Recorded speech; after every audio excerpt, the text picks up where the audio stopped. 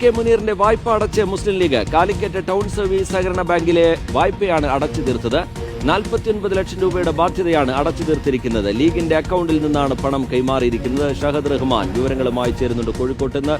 Shahad, M K മുനീറിന്റെ അവസ്ഥ അദ്ദേഹം തന്നെ മാധ്യമങ്ങൾക്ക് മുമ്പിൽ വിവരിക്കുന്നുണ്ട്. ഡോക്ടർ എം കെ മുനീർ, ഞാൻ എൻ്റെ പേജിൽ അങ്ങനെ രാഷ്ട്രീയം പറയാത്ത ഒരാളാണ്.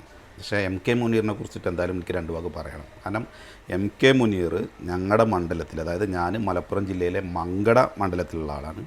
2006 എം കെ മുനീർ അധികം വിജയസാധ്യത ഇല്ലാത്ത ആ ഒരു ടൈം, വിജയസാധ്യത ഇല്ലയെന്ന് പറയാൻ കാരണം അന്ന് മഞ്ഞളാംകുഴി അലി ആയിരുന്നു എം കെ മുനീറിനെതിരെ അന്ന് മത്സരിച്ചത്. അന്ന് മഞ്ഞളാംകുഴി അലി എറിഞ്ഞ പണത്തിന് മീതെ എം കെ മുനീറിന് വിജയിക്കാൻ കഴിഞ്ഞില്ല. കാരണം എം കെ മുനീറിന് അങ്ങനത്തെ ഒരു മണ്ഡലത്തിലാണ് കൊണ്ടുപോയി ഇട്ടത്. വിജയസാധ്യത അത്ര ഇല്ലാത്തൊരു മണ്ഡലം, എസ്പെഷ്യലി മഞ്ഞളാംകുഴി അലിക്കെതിരെയൊക്കെ മത്സരിക്കുമ്പോൾ അത്ര വിജയസാധ്യത നമുക്ക് പറയാൻ പറ്റില്ല.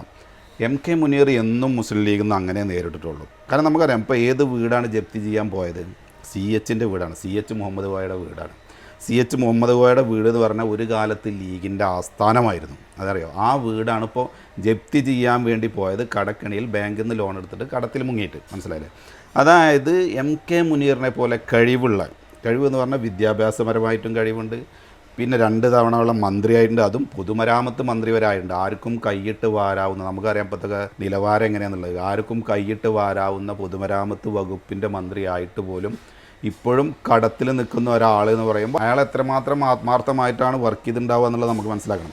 അപ്പോൾ ഞാൻ പറഞ്ഞു വരുന്നത്, കഴിവുള്ള, രാഷ്ട്രീയപരമായിട്ട് പാരമ്പര്യമുള്ള ഒരാളെ മുസ്ലിം ലീഗിലെ തന്നെ ഉന്നതരായ പലരും മൂലക്കെ ഇരുത്തി എന്ന് വേണം പറയാൻ. എല്ലാന്നുണ്ടെങ്കിൽ ഒരു പക്ഷേ ഇന്ന് മുസ്ലിം ലീഗിൻ്റെ പലരും ഇരിക്കുന്ന ആ മെയിൻ ഹെഡ് ചെയറിൽ കയറിയിരിക്കേണ്ട ഒരാളാണ് എം കെ മുനീർ. മുസ്ലിം ലീഗിനെ കേരളത്തിൽ നയിക്കേണ്ട ഒരാളാണ് എം കെ മുനീർ. അപ്പോൾ അയാളെ കൽപ്പിച്ചു കൂട്ടിയിട്ട് ഒരു മൂലക്കെ ഇരുത്തിയിട്ട് മറ്റു പലരും ഇപ്പോൾ അവിടെ വാഴാണ്. അഥവാ ഇതുപോലെ കഴിവുള്ള ആളുകളെ, അല്ലെങ്കിൽ സ്വജനപക്ഷപാതവും അഴിമതിയും ഇതിലൊന്നും അധികം പെടാത്ത ആൾ എന്നുള്ള നിലക്ക് മുനീറായിരുന്നു ഒരുപക്ഷെ ഇന്ന് മുസ്ലിം ലീഗിൻ്റെ അമരത്തിരിക്കേണ്ട ഒരാൾ. പക്ഷെ പറഞ്ഞിട്ട് കാര്യമില്ല, അന്ന് ഇതുപോലെ മുനീറിനെ ചവിട്ടി താത്തിയോണ്ടാണ് ഇന്ന് പലർക്കും അവിടെ ആ സ്ഥാനത്തിരിക്കാൻ കഴിയുന്നത്. അപ്പോൾ എന്തായാലും മുനീർ സാഹിബിനെ പോലുള്ള ഒരാൾക്ക് ഈ ഗതി വന്നതിൽ ഭയങ്കര ദുഃഖമുണ്ട്. എന്തായാലും മുസ്ലിം ലീഗ് ഏറ്റെടുത്തിട്ട് ഈ കടങ്ങളൊക്കെ വീട്ടിൽ നിന്ന് പറഞ്ഞു. എന്തായാലും സന്തോഷം.